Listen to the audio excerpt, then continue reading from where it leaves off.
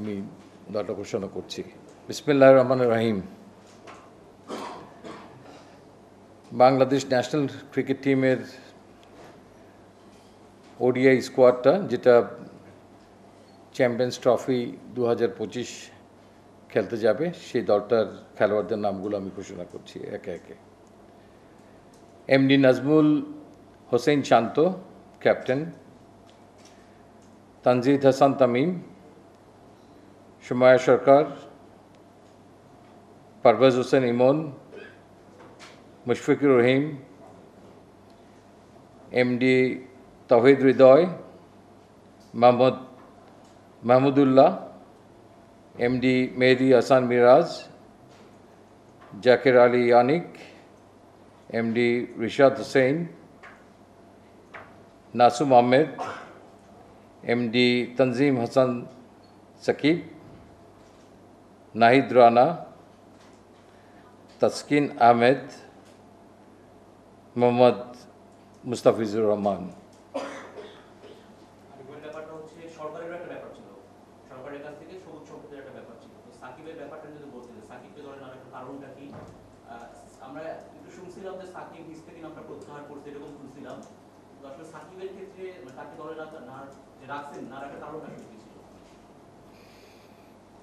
আপনারা সবাই অবহিত আছেন যে সাকিবের বোলিং অ্যাকশন নিয়ে, তার বৈধ বোলিং অ্যাকশন নিয়ে যে সমস্যাটায় তিনি আছেন, সেটার থেকে উত্তরণের জন্য তিনি পরীক্ষায় অবতীর্ণ হয়েছিলেন, টেস্ট দিয়েছিলেন, এবং টেস্টের রেজাল্টটা খুব আনফর্চুনেটলি নেগেটিভ হওয়ার কারণে তিনি এখন ক্রিকেট শুধু একজন ব্যাটসম্যান হিসেবেই খেলতে পারবেন। সো সিলেকশন প্রসেসে সাকিব আল হাসানের অবস্থানটা ছিল একজন ব্যাটসম্যান হিসেবেই আমাদের কাছে, এবং আমাদের এই দলে আসলে টিম কম্বিনেশনটা সাজাতে গিয়ে শুধু ব্যাটসম্যান হিসেবে তাকে আমরা এই 15 জনে অ্যাকোমোডেট করতে পারিনি।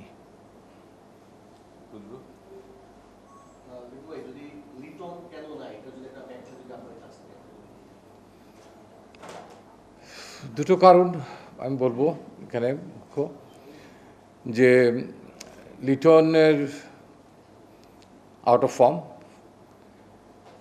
একটা ব্যাটসম্যান দীর্ঘদিন ধরে এই একই ফর্মেটে রানের তীব্র খরায় ভুগছে, এক, আউটের প্যাটার্নগুলো অনেকটা একই রকম, এবং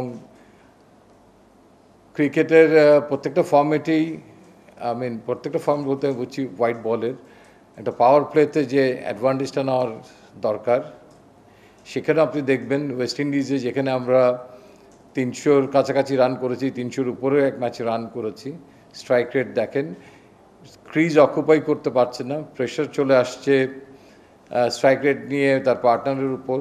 number 3 is getting exposed.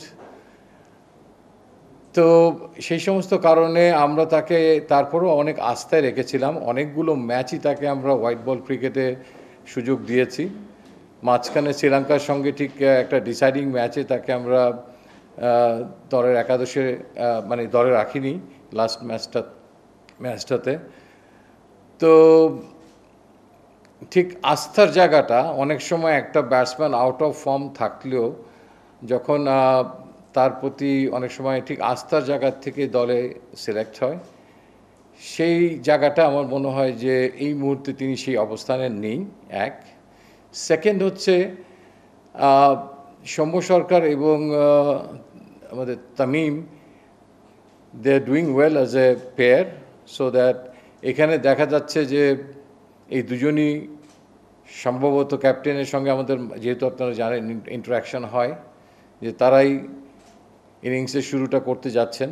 So in fact প্রথম একাদশেও তার জায়গা নেই। তো সেই জায়গায় আমাদের কাছে মনে হয়েছে যে লিটনের ক্লাস নিয়ে কোনো সন্দেহ নেই, তার মেধা নিয়ে কোনো সন্দেহ নেই, তবে ফর্মে মাঝে মাঝে মানুষের যখন এরকম একটা ঘাটতি দেখা যায়, সংকট দেখা যায়, তখন সেই সংকট থেকে তাকে বের করে নিয়ে আসার জন্য আমার মনে হয় যে একটা সময় তাকে যদি নিয়ে আমরা আরও কাজ করতে পারি, তাহলে তাকে আমরা আরও স্ট্রংলি ইন্টারন্যাশনাল ক্রিকেটে ফেরত নিয়ে আসতে পারবো। কাজ করতে আমি বোঝাতে চাচ্ছি যে আমাদেরও এক্সপার্ট আছে, আমাদেরও অ্যানালিস্ট আছে, বিপক্ষ দলের অ্যানালিস্টরা অনেক বেশি সফল হয়ে যাচ্ছে তাদের পরিকল্পনা নিয়ে লিটন দাসের এগেনস্টে, সো দ্যাট সেগুলোকে ব্রেক করার জন্য আই থিঙ্ক এটা একটা উত্তম সময় যে লিটনকে দলের থেকে বের করে নেওয়া মানে এই নয় যে তিনি দল থেকে ভাত পড়ে গেছেন, সামনে আমাদের অনেক খেলা আছে এবং আমাদের এক্সপার্টিসরা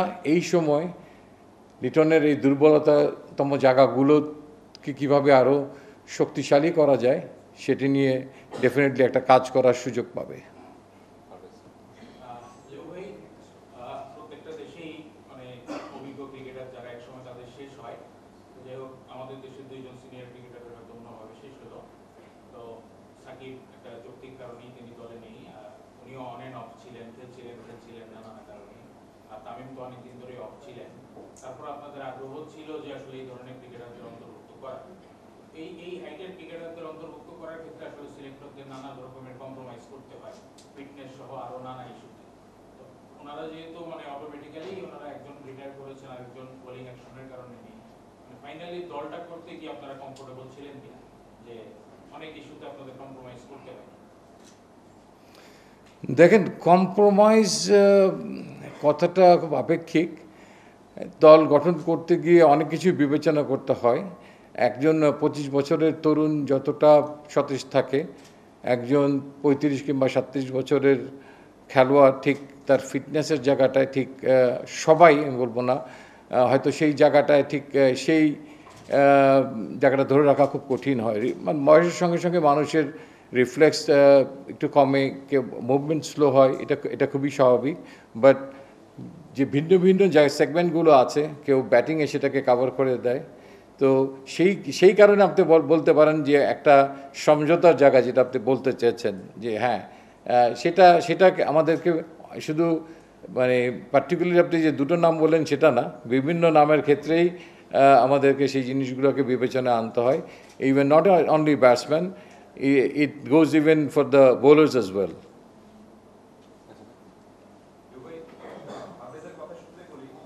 সরি, আমি আসতেছি তোমার কাছে।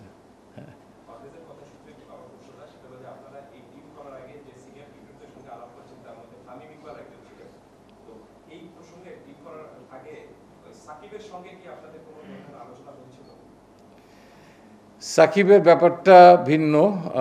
সাকিব একটা তার অ্যাকশন নিয়ে একটা ঝামেলায় ছিলেন, সো সেই ব্যাপারটা আমরা সমীচীন মনে করেছি যে বাংলাদেশ ক্রিকেট বোর্ডের থেকে, বোর্ড যাকে আমি মনে করে যে এই আলাপগুলো করার জন্য, সেটা সাধারণত ক্রিকেট অপারেশনসের তরফ থেকেই হয়ে থাকে এবং সেখান থেকে আমরা একটা ফিডব্যাক পেয়ে থাকি। তো সেই প্রসেসটাই ফলো করা হয়েছে এবং ক্রিকেট অপারেশনস তার সঙ্গে আমার মনে হয় যোগাযোগী ছিলেন, এবং যেহেতু ফিডব্যাকগুলো আমরা তাদের কাছ, ক্রিকেট অপারেশনসের কাছ থেকেই পাচ্ছি। রানা,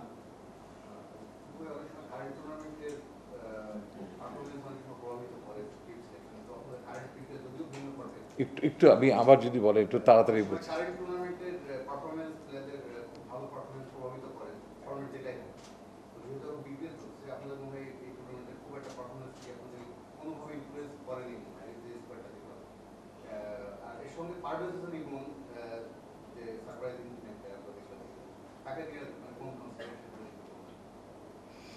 অ্যাকচুয়ালি মানে একটা ফরম্যাট আর একটা ফরম্যাটকে ওভারল্যাপ ইউজুয়ালি করে যায় না, তবে হোয়াইট বল ক্রিকেট অনেক সময় কিছুটা এখানে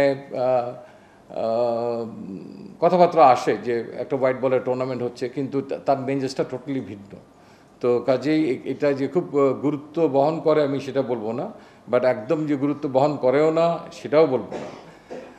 তবে আপনি যেটা বললেন যে হ্যাঁ, পারভেজ হোসেন ইমনের কথা বললেন, এখানে অনেকেই কিন্তু পারফর্ম করেছে। এটা এমন একটা উইকেট, আমি ওই প্রসঙ্গে যাওয়ার আগে আমি বলি, এই টুর্নামেন্টটা এমন একটা উইকেটে খেলা হচ্ছে, একাধিক উইকেট শুড সেড, একাধিক ভেন্যু, যেখানে খুব ব্যাটিং ফ্রেন্ডলি উইকেটে খেলা হচ্ছে।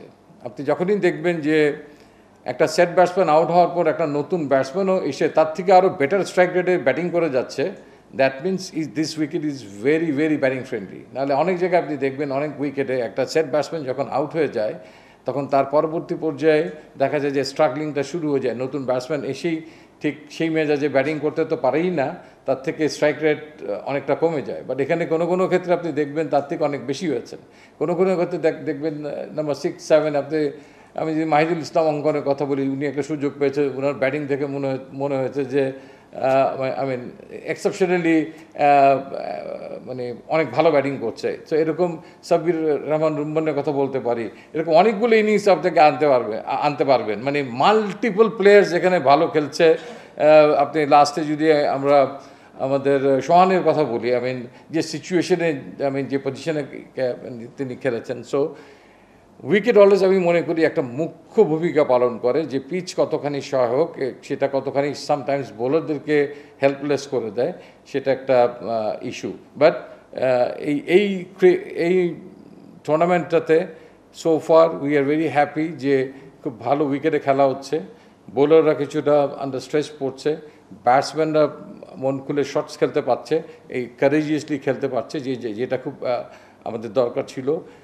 ইম্প্যাক্টফুল ক্রিকেট যে প্র্যাকটিসটা, যে কালচারটা চালু হওয়া দরকার ছিল, সেটা হচ্ছে, সেই কারণে আমরা খুশি। আর আপনার সেকেন্ড কথা ছিল সম্ভবত যে লিটন কুমার দাস এই দলে নেই, সে জায়গায় পারভেজ হোসেন ইমন এসছেন। হ্যাঁ, তিনি হয়তো আপনি বলতে পারেন যে আহামরি হিউজ এমন কোনো কন্ট্রিবিউশন তার নাই, যে তারপরে তিনি কেন দলে এসছেন। বাট সো ফার আমাদের কাছে মনে হয়েছে যে জিনিসটা আমরা খুঁজছি বাংলাদেশ ক্রিকেটের, স্পেশালি হোয়াইট বল ক্রিকেটে, যে ক্রিকেটে এই পাওয়ার প্লেতে অ্যাগ্রেশন, ইম্প্যাক্টফুল ব্যাটিং, সেই জিনিসটা তার মধ্যে আছে। যদি কোনো কারণে আমাদের এই যে দুজন ওপেনার আছে, এই দুজন ওপেনারের মধ্যে থেকে থার্ড চয়েস হিসেবে তাকে নিতে হয়, তাহলে ঠিক একই টেম্পোতে, একই অ্যাগ্রেশনে he is capable to bat, এবং হি নেভার হেজিটেট। তার ব্যাটিংয়ে যে জিনিসটা আমাদেরকে আকৃষ্ট করেছে, কখনো তার ব্যাটিং দেখে মনে হয়নি এইটা একটা অপরচুনিটি, তাকে কিছু রান করতে হবে।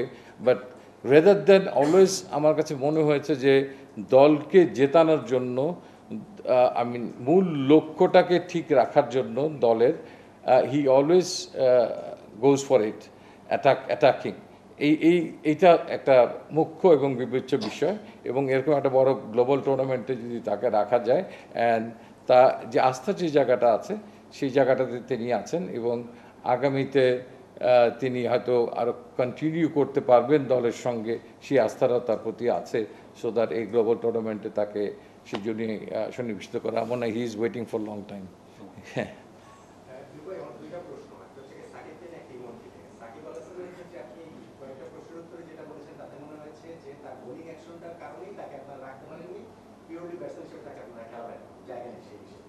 বিষয়টা কি এরকম যে সাকিবের এখানে বোলিং অ্যাকশনটাতে কোনো প্রবলেম না থাকলে সাকিব দলে থাকতে হবে? মানে আমি বলছি যে সরকারের কাছ থেকে বিসিবি, আমরা জানি এর আগে কয়েকটা টুর্নামেন্ট সিরিজে ওই ঘটনাগুলো ঘটেছে যে সাকিব খেলার অনুমোদনটা পান। এই অনুমোদনটা কি এবার আপনারা বিসিবির কাছ থেকে, আপনারা তো সরকারের কাছ থেকে যেতে পারবেন না, বিসিবির কাছ থেকে কি আপনারা সেটা পেয়েছিলেন কিনা যে সাকিবকে আপনারা দলে নেওয়ার জন্য অ্যাভেলেবল, নাকি এটা শুধুমাত্র বোলিং অ্যাকশনের কারণে সাকিব পান? এটা একটা প্রশ্ন। আর আরেকটা আমি একটু করে রাখি, সেটা হচ্ছে পারভেজ হোসেন ইমনের কথাটা তো বললেন যে ইমনকে তাহলে আপনারা কোথাও কখনো ওয়ানডে খেলাননি কেন? লাস্ট ওয়েস্ট ইন্ডিজ টুরে 3টা ম্যাচ ছিলেন, 3টা ম্যাচেই তিনি কিন্তু 11-এই খেলেন। একটা ছেলে গ্লোবাল টুর্নামেন্টে গিয়ে একেবারে ওয়ানডে যে ফরম্যাটে খেলেছে সেই ফরম্যাটে কখনোই কোনো ম্যাচ খেলেনি। এটা কি লিটনের উপরে আপনাদের বেশি ইনভেস্টমেন্ট, আপনাদের আস্থার ইনভেস্টমেন্টটা বেশি হওয়ার কারণে কি এটা ঘটলো কিনা? অ্যাকচুয়ালি দেখেন, ফার্স্ট 11টার ক্ষেত্রে, নির্বাচনের ক্ষেত্রে আমরা নির্বাচকরা কখনোই ঠিক সেভাবে এমফাসিস করি না। বেসিক্যালি সেখানে ক্যাপ্টেন এবং কোচের মতামতের মূল্যটাকেই সবচেয়ে বেশি গুরুত্ব দেওয়া হয়, এবং তারা সেই সময় যে প্লেয়ারটাকেই সবচেয়ে যোগ্য এবং উপযুক্ত মনে করে তাকেই খেলায়। অনেক সময় সে কারণে হয়তো আপনি দেখতে পারেননি ইমনকে। বাট কোনো কোনো ক্ষেত্রে দল গঠনের সময় আমাদেরও মনে হয় যে এই প্লেয়ারটা কার্যকর ভূমিকা রাখতে পারে, আমরা তাদেরকে সঙ্গে ডিসকাশন নিশ্চয়ই একটা আলাপে যাই, এবং গিয়ে কেন তাকে আমরা নিচ্ছি সেই যৌক্তিকতাটা তুলে ধরার চেষ্টা করি। হয়তো আপনি দেখেছেন যে ওমানে সম্ভবত ইমার্জিং T20 হলো, ক্রিকেট হলো, সেখানে হয়তো ওয়ান ডে ছিল না, but we are talking about the approach, junior তামিমের যে অ্যাপ্রোচ, সেই অ্যাপ্রোচগুলোর সঙ্গে মিল রেখে আমরা এরকম একটা ইম্প্যাক্টফুল প্লেয়ার চাচ্ছি, যে নাকি হোয়াইট বল ক্রিকেটে বাংলাদেশ এর শুরুটাতে প্রতিপক্ষের এগেনস্ট একটা ইম্প্যাক্ট রাখতে পারে, সে কারণেই একটা সুযোগ দেওয়া। আর নাথিং, আমি আবারও বলছি যে লিটনের দাসের মেধার উপর আমাদের যথেষ্ট আস্থা আছে, বাট ফর্ম মানুষ হারাতেই পারে।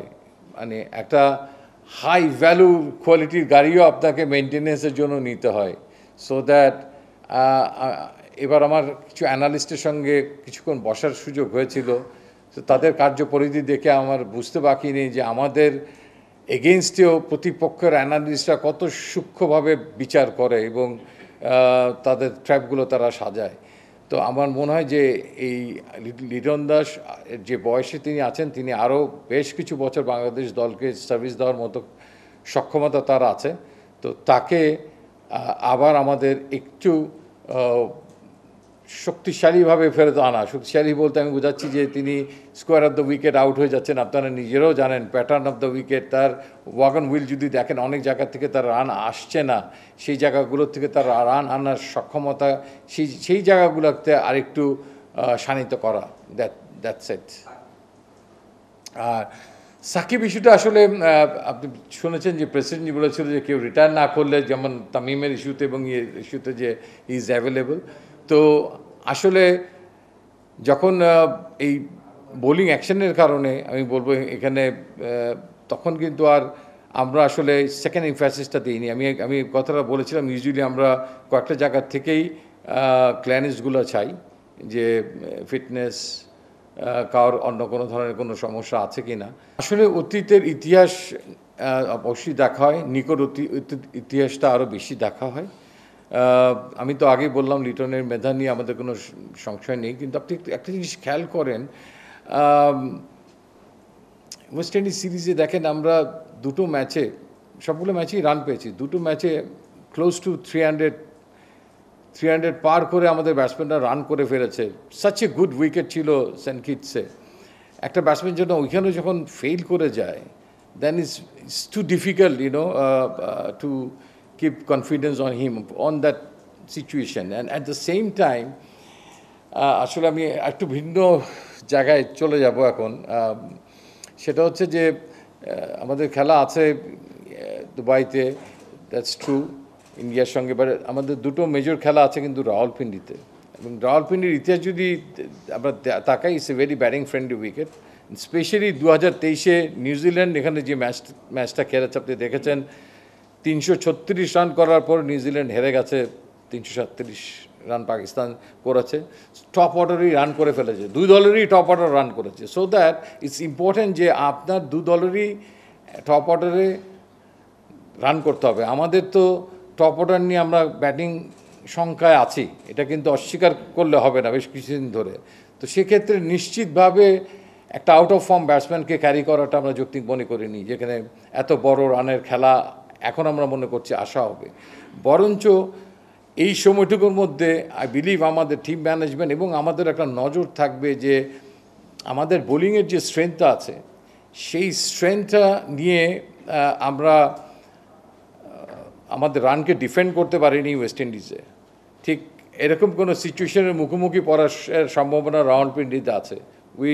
We are very focused on that point, যে এরকম কোনো রান যদি আমাদের চেস করতে হয় কিংবা আগে বোলিং করতে হয়, কাউকে আটকাতে হয়, I mean bowling department is going to be under challenge as well, beside মানে ব্যাটিং তো সবসময় থাকে এই টুর্নামেন্টের মধ্যে। আর লেফট রাইটের ব্যাপারটা এক্ষেত্রে আমার যেটা মনে হয় যে আমি অপোজিশনের কি সুবিধা হলো বা কি অসুবিধা হলো সেটা বিবেচনা না করে আমার নিজের ঘরে যারা সবচেয়ে বেশি শক্তিশালী খেলোয়াড় আছেন তাদেরকে আমি সামনে আনতে চাই, তারাই এটা মোকাবেলা করবে। আর এটা অনুমেয় যে 1, 2, 3 হয়তো আপনার বাহাতি খেলোয়াড় হয়ে যাবে, কারণ একজন বাঁহাতি ওপেনার তো দলের বাইরে থাকবেন, যিনি নাকি আমরা 3টে ওপেনার নিয়েছি, 2জন ওপেন করবে। আর আপনি তো লক্ষ্য করেছেন কোনো একটা সময় আমরা 5জন ওপেনার বাঁহাতি একসঙ্গে খেলেছি, আই মিন ইন টেস্ট ম্যাচে, ডিফারেন্ট ফর্ম্যাট হলেও। সো দ্যাট আমার মনে হয় যে অপরের সুবিধা অসুবিধার কথা চিন্তা না করে আমার মনে হয় যে আমি যদি মনে করি আমার এই 3টা বাঁহাতি ব্যাটসম্যান কিংবা 3টা ডানহাতি ব্যাটসম্যান সবচেয়ে বেশি এফেক্টিভ হবে দলের জন্য, কার্যকর ভূমিকা রাখতে পারবে, সো দ্যাট আমরা তখন সেই জায়গাটাতেই অবস্থান নিতে চাই। আচ্ছা, সেটা হচ্ছে যে শরীফুল যে নেই স্কোয়াড, এটা কি হচ্ছে রান লিস্টের কথাটা চিন্তা করে কি তাকে আপনারা স্কোয়াডের ভিতরে অন্তর্ভুক্ত করেন নি? মানে উনি কি রান ডিফেন্ড করার মতো অবস্থায় এই মুহূর্তে নাই, কারণ নিহত একটা ইস্যু হয়ে গেছে। আর যে ব্যাটিং স্ট্রেংথ নিয়ে বাংলাদেশ আছে, এটা আসলে কতদূর আপনার মনে হয় যে আপনি যেটা বলছেন যে অনেক হাই স্কুল ব্যাপার অনেক ব্যাপার করতে পারে, এটা কি আসলে আপনার মনে হয় যে আমাদের এই স্ট্রেংথটা এই মুহূর্তে এই ব্যাটিং যে অর্ডারটা আপনারা সাজিয়ে কোনো স্কোয়াড করেছেন সেটা কেন? এর বাইরে কেউ আছে? Do you suggest anyone? আচ্ছা, আমার মনে হয় যে আমাদের তো ভরসা করতে হবে যে আমাদের বেস্ট পসিবল কারা আছে, এবং তাদের মধ্যে কেউ কেউ রান পাচ্ছেনও, দ্যাটস গুড। এই টুর্নামেন্টে কেউ কেউ আবার এই দলে নেই, তারাও রান করছেন, দ্যাট ইজ ট্রু। তো আমার মনে হয় যে বেস্ট পসিবল মানে প্লেয়ার্সদের নিয়েই যাচ্ছি, যাদের অতীতে এরকম বড় রান করার এক্সপিরিয়েন্স আছে, এবং এই মুহূর্তে যারা সবচেয়ে বেশি কার্যকর হবেন তাদেরকে নিয়ে আমরা যাচ্ছি। আর লম্বা রানের ইনিংস তারা করতে হবে। আমার বিশ্বাস যে হয়তো রাওয়ালপিন্ডিতে আমরা এরকম বড় রানের ইনিংস দেখব ইন্ডিভিজুয়াল প্লেয়ারদের কাছ থেকে। আর আরেকটা প্রশ্ন ছিল শরীফুলের ইস্যুটা। আসলে শরীফুলকে আপনি জানেন যে কানাডাতে তিনি যে ফ্র্যাঞ্চাইজি ক্রিকেট খেলতে গিয়েছিলেন, সেখান থেকে তিনি একটা ইনজুরি ক্যারি করে নিয়ে এসেছিলেন।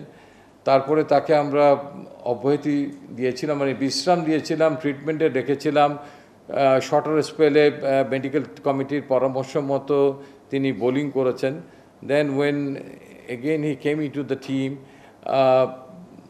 কোচ এবং খেলোয়াড় এবং আমাদের পর্যবেক্ষণে মনে হয়েছে তাকে ঠিক সাবলীল মনে হয়নি, এবং তার সেই অস্বস্তিটা থেকে তিনি পুরোপুরি বের হয়ে আসতে পারেননি। সো আই থিঙ্ক তাকে আরেকটু সময় আমাদেরকে আরেকটু অপেক্ষা করতে হবে শরীফুলকে আবার ফেরত ছন্দে দেখতে পাওয়ার আগে। জি, আপনি বললেন যে সাকিবকে ব্যাটার হিসেবে জায়গা দেওয়া যায়নি, এই ক্ষেত্রে আসলে কোন পারফরম্যান্সটা আপনারা চিন্তা করেছেন? কারণ উনি লাস্ট ওয়ানডে খেলেছেন হচ্ছে ওয়ার্ল্ড কাপে, তার আগে যদি দেখি তার শেষ 10-11 ওয়ানডেতে 35 এভারেজ, 90 স্ট্রাইক রেট। আবার যদি প্রিমিয়ার লিগটা দেখি, তিনি 6 ইনিংসে 262 বা 63 রান করেছেন, এভারেজ প্রায় 45, 100 স্ট্রাইক রেট। তো কোন জায়গাটা উনি কি টেস্ট টি20তে ঠিকঠাক ব্যাটিংটা করতে পারেননি, এই কারণেই কি তাকে আসলে রাখা হয় ব্যাটার? দেখেন, পাবলিকলি এত ওপেনলি সাচ এ লেজেন্ডারি ক্রিকেটের কোন জায়গাটার জন্য তাকে দলে রাখা গেল না, এটা খুব একটা ভালো কথা না এগুলো নিয়ে ডিসকাস করা। তবে এই মুহূর্তে দলে যারা আছেন আমি বলবো যে তারা এগিয়ে আছেন, because they R with us. আমাদের ডোমেস্টিক ক্রিকেটে তারা খেলছেন, এবং তারা আস্থাশীল সে কারণেই। ভাই আমি রিমন সময় দিতে কাজ করি। ভাই গেল বিশ্বকাপে আমরা দেখেছিলাম যে আপনারা ভাইস ক্যাপ্টেন রেখেছিলেন, কিন্তু এবারে বিশ্বকাপে আপনারা কোনো সব অধিনায়ক আমরা এখানে দেখিনি। এটা কি পরিকল্পনাতেই ছিল না, নাকি শেষ পর্যন্ত পরিকল্পনা আছে? আর যদি না থাকে তাহলে কেন? অ্যাকচুয়ালি আমাদের কাজটা হচ্ছে, আমাদের জব ডেসক্রিপশনের মধ্যে হচ্ছে যে জাতীয় দল নির্বাচন করাটা, এবং নির্বাচন করে দেওয়ার পর বোর্ডের তরফ থেকেই তারা নির্ধারণ করেন যে কে ক্যাপ্টেন হবেন এবং কে ভাইস ক্যাপ্টেন হবেন। তো শান্ত তো এর আগের থেকেই ক্যাপ্টেন হিসেবে ছিল। তো এই চ্যাম্পিয়ন্স ট্রফিতে ভাইস ক্যাপ্টেন কেন রাখা হয়নি, কিংবা প্রয়োজন হলে কে সে জায়গায় দায়িত্ব পালন করবে, আমার মনে হয় যে এটা হয়তো ক্রিকেট অপারেশনস কিংবা বাংলাদেশ ক্রিকেট বোর্ড সঠিক জায়গা যারা নাকি আপনাকে সঠিক উত্তরটা দিতে পারবে।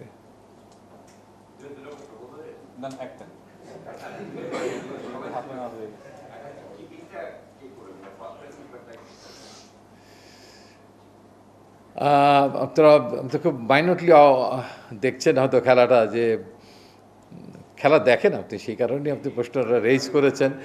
ওয়ানডেতে আসলে আমাদের আফগানিস্তানের সঙ্গে মুশফিক আহত হয়, তার ফ্র্যাকচারের কারণে তিনি অনেকদিন বাইরে ছিলেন, আবার কিছুটা ব্যথা পেয়েছেন বিপিএলে, এবং লাস্ট যে ফিজিও রিপোর্টটা আমাদের হাতে এসছে সেটার অতি সত্বর চিটাগংয়ে তাকে আবার গ্লাভসে দেখা যাবে, এবং দলের সোফার যা পরিকল্পনা এখন পর্যন্ত আমি যতটুকু জানি সেখানে তিনি কিপিং করবেন, তিনি সেই চয়েসে তিনি সবচেয়ে এগিয়ে আছেন।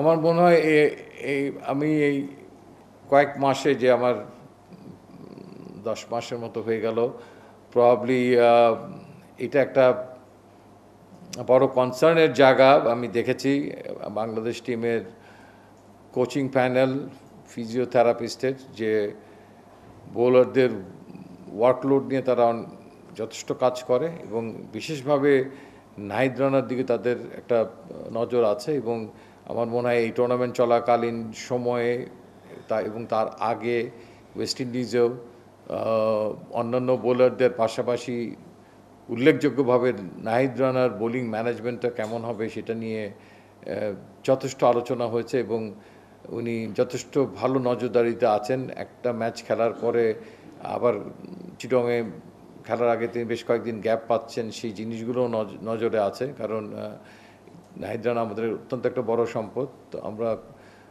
কোনোভাবেই চাই না যে তিনি ওভারলোডেড হন, এবং এই ব্যাপারে ফ্র্যাঞ্চাইজির সঙ্গে নিয়মিত যোগাযোগ রক্ষা করছে আমাদের মেডিকেল ইউনিট।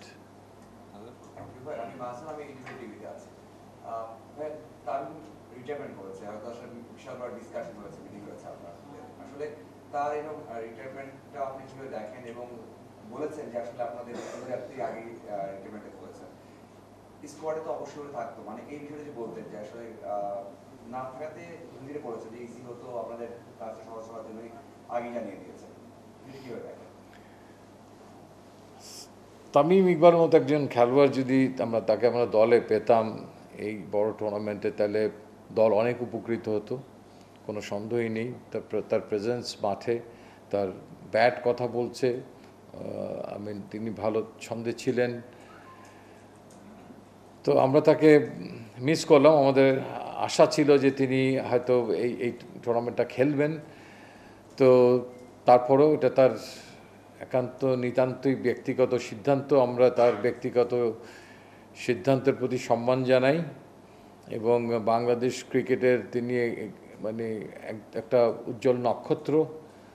তো তাকে নিশ্চয়ই বাংলাদেশ ক্রিকেট মিস করবে, এবং তিনি দলে থাকলে আমার মনে হয় যে দল অনেক উপকৃত হতো, স্পেশালি টপ অর্ডার অনেক উপকৃত হতো বোলিংয়ে।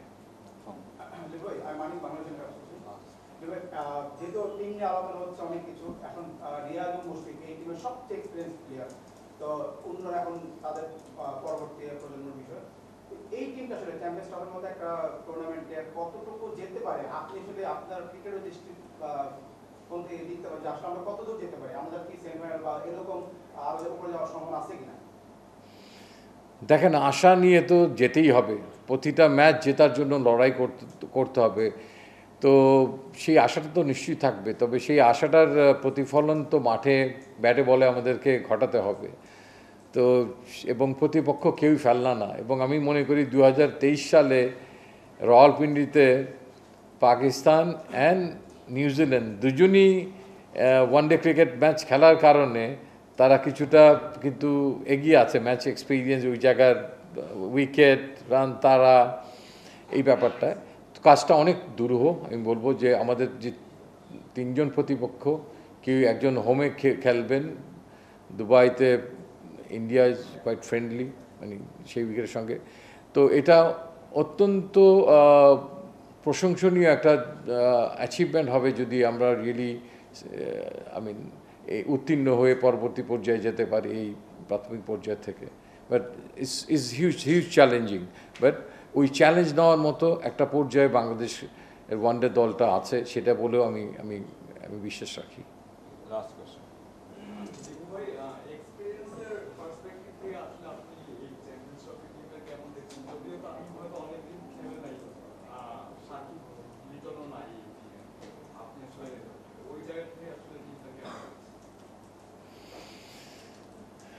টিম আপনি যেটা বললেন যে অলওয়েজ আমরা অ্যাভেলেবল বেস্ট প্লেয়ার্স অ্যান্ড কম্বিনেশনের জায়গাটা খুঁজি, তবে এখান থেকেও নিউ এক্সপিরিয়েন্স হতে পারে। মানে যে জায়গাটা আমাকে ভাবাচ্ছে, আমি যেটা বলার চেষ্টা করেছি যে আমাদের স্ট্রেংথের যে জায়গাটা ছিল সেই জায়গাটা বোলিং লাস্ট ম্যাচগুলোতে আমরা ডিফেন্ড করতে পারিনি ওয়েস্ট ইন্ডিজ সিরিজে, সেটা আমাদের জন্য একটা শাপে বর হতে পারে যে আমরা ওই জায়গাতে পারিনি বিধায় আমরা অতিরিক্ত আত্মবিশ্বাসী থাকবো না।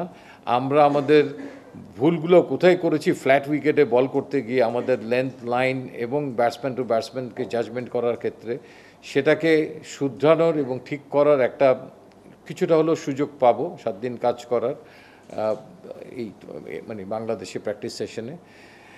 আর অভিজ্ঞতার জায়গার থেকে হ্যাঁ, অভিজ্ঞতার মূল্য ডেফিনেটলি অনেক, but at the same time আমার মনে হয় যে টুকটাক ইন্টারন্যাশনাল ক্রিকেট কিংবা এ টিম এইচপি এরকমভাবে সফর করে আমাদের এই খেলোয়াড়রাও যথেষ্ট আত্মবিশ্বাসী, এবং যখন বয়স কম থাকে তখন একটা অ্যাডভান্টেজ থাকে, দেখবেন যে দে আর মোর অ্যাগ্রেসিভ, চ্যালেঞ্জ এগুলো নেওয়ার জন্য অনেকটা তারা রেডি, মানে অ্যাকসেপ্ট করতে বেশি উদ্গ্রীব থাকে, শব্দটা যেটা বললাম। এবং তাতে যে হিতে বিপরীত হয় না তাও না, হিতে বিপরীত হয়ে যায়। তো সেই জায়গায় কিছুটা এক্সাইটমেন্ট আমার মধ্যে কাজ করবে।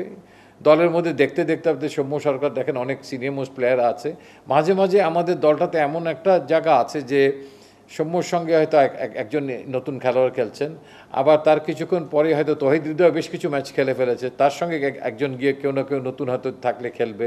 পিছের দিকে তো মাহমুদুল্লাহ, মুশফিক এরা আছেই, বরঞ্চ এখানে একটা হিউজ কম্পিটিশন আমি দেখি। মানে আপনি যদি টিমটার দিকে তাকান, 7-এ কাকে রাখবেন কাকে বাদ দিবেন এটা নিয়েও I believe captain and coach একটা সমস্যায় পড়তে যাচ্ছে, বিকজ মাহমুদুল্লাহ অ্যান্ড জাকের আলী অনেক এই সদ্য শেষ হওয়া ওডিআইতে অনেক ভালো ফর্মে আছে। তো এই একাদশ সাজাতে গেলে আমার মনে হয় যে সেখানেও একটা সমস্যা যদি কখনো দেখা যায়, তার মানে ইটস এ পজিটিভ সাইড, যে মানে ভালো কোন ব্যাটসম্যান কীভাবে সাজাবেন সেই জিনিসটা নিয়ে তাদেরকে অনেক ভাবতে হচ্ছে। Thank you. Thank you.